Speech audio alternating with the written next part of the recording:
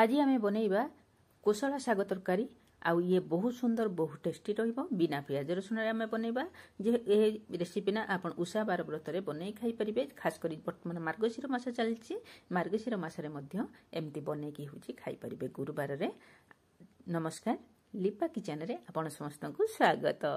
आज आम बनइबा शाग तरकारी। वीडियो भल लागिले लाइक करिवे, चैनल ले नुआ थिले सब्सक्राइब करिवे आउ कमेंट लिखिबा को भूलिबेनी। एठी आमे शाग तरकारी बनइबा पई मु नै एची गुटे मीडियम साइज रो माने छोट खंडे खंब आलू आउ ता सहित मु नैची होची दीटा आलू को काटी के एकदम स्क्वायर साइज करके काटी के दैछि। आलू को ता सहित सारू नैची मु चारिटा आउ ता सहित गुटे होची बाइगण आकु सब मु काटी नैछि। बाइगण को काटी के पानी ले पकैछि जो दर के बाइगण हमर कळा पड़िबो नाही। ता सहित मु एठी शाग गुटे बिडा नै के काटी के ताको धोई के रखिछि। ए सब हमर सब कटा हो जाइछि। एथरा हम गुटे करेई बसै नबा। करेई बसै गुटे चमच देइतबा हमें रिफाइन तेल। जेहेतु आम बिना पियाज रसुण प्रस्तुत करछे सेतपा मु एठी रिफाइन तेल व्यवहार करछे। आपण चाहिले एठी घियो मध्य व्यवहार करि परिबे। तेल जतेले हमर गरम हो जिवो सेतेले हम गुटे चमच पंच फुटण आता सहित गुटे सुखिला लंका दबा। फुटण हमर एकदम पूरा चटचट हेकी फुटिबो। सेही टाइम सेते बेले हमें खंब आलू जो काटिकी रखिथिले ताकू से तेल रे हमें भलकी भाजी नबा, जो द्वारा कि हम खंब आलू रे थिबा लाळ अंश मुरी जिवो आ तरकारी रो स्वाद बहुत बढ़िया आसीबो। देखंतु एठी हमर खंब आलू रो लाळ अंश सब मरी गलानी। मु एठी गुटे मिनिट रु 2 मिनिट भलिया को भाजीची।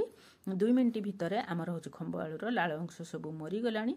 आमे ता सहित तापरे पकई दबा होची सारू को। सारू पकई की सेही तेल रे मध्ये टिके होची भाजी नबा। भाजी साइला परे आमे जो आलू को काटी रखतिले ता भितरे आमे ऐड कर नबा। ता सहित आमे बाइगण को मध्ये ता भितरे देई दबा। ए सब पकई सारी की आमे सही तेल रे टिके होची भाजी नबा। जेहेतु बाइगण हमर माने तेल रे पइला मात्रे के ही कांक सिजा हो जिवो, तेणु आमे प्रथमे टिके भलकी भाजी नबा। भाजी नै की आमे ता ऊपर देई दबा होची हळदी गुंड, स्वाद अनुसार लूण। ए सब देई की आमे होची ताकू भलकी गुळै नबा। लूण हळदी को परिबा सहित भलकी मिसै नबा। मिसै साइला परे आमे ताकू कोन करिबा ना ताकू होची कवर कर नबा। कवर करिकी आमे होची मझिरा मझिरा एमती टिके टिके होची ताकू काढी की गुळौथबा नहले हमर तळी लागि जिवो। जेहेतु आमे पानी दिया हैनी, गैस रे फ्लेम को आमे एठी मीडियम रे रखिबा। रखी की ताकू आमे मझिरा मझिरा गुळौथबा।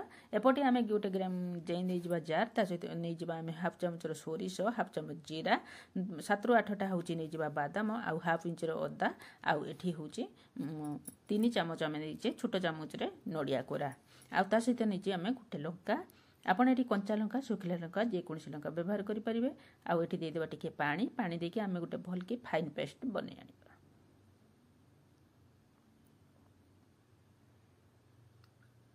देखंतु मु एठी गुटे फाइन पेस्ट पूरा बनै आनिची। आउ एठी चाहिले आपण तेजपत्र मध्य पकै के बाटी परिबे। एपटे मो घोड़ने काढ़ी की देखौची ए हमर पूरा होची परिबा हमर पूरा संतुली हे गलानी। आमे कोन करबा ना एथर मसला टाको या भीतर होची आमे ऐड करनबा। मसला को देई साइला परे आमे ताको भलकी गुळै नबा। गुळै सारी की आमे टिके होची जो ग्राइंडर मसला बाटी थिले से ग्राइंडर जार को धोई की 2 ରୁ 3 चामच खंडे पानी दे दबा। आ पानी दे दे की आमे होची भलकी से परिबा सहित होची मिसै नबा। मिसै नै की आमे किछि सेकेंड पानी ताको होची मसला सहित भलकी होची मिसै नबा। मिसी गला परे आमे हेतरे जेत्ती की पानी दबा ना झोल रखिबा ना सेत्ती की होची आमे पानी दबा।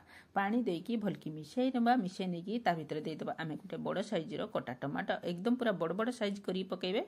आ ताको कवर करी की मीडियम साइज रे आमे ताको ढांकी दबा। मु एठी 2 ରୁ 3 मिनिट परे आपन को घुरणे काढी देखौची। आ ये देखंतु हमर होची मसला सहित भलकी होची परिबा सहित मसला सब होची मिसी गलानी। एमती ताको मझरा एमती मिसै नबा।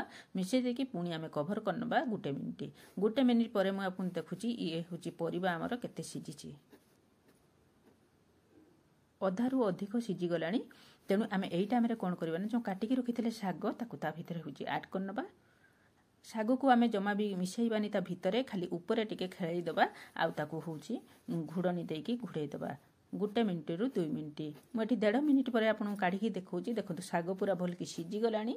आउ एठी हमर परिबा मध्य देखौची ये मध्य परिबा मध्य पूरा सिजी गलानी। आमे गैस रे फ्लेम को एकदम पूरा लो कर दबा। लू कर सारा पर आम गोटे हूँ चामच गोटे चामच तेल देकी हाफ चामच कला जीरा आ गोटे हाफ चामच जीरा गोटे सुखिला लंका देके छुंक देदेबा छुंक देकी से छुंक को तरकारी भितर आड करनबा आउ भलकी मिसाई नबा मिसाई नहीं आम कभर करनबा 3 ରୁ 4 मिनिट 5 मिनिट पर मुझे आपको बाढ़ी देखौची ये केते सुंदर बास्ना बढ़िया आसुची। आपण एमती निश्चित थरे घरे ट्राए करंतु आपन को निश्चित भावे मोर रेसिपीटी भल लागिबो मोर विश्वास रहुची। पुणी देखाबा आउ एक नुआ वीडियो रे नुआ ट्रिक सहित रहुची। बाय बाय, जय जगन्नाथ।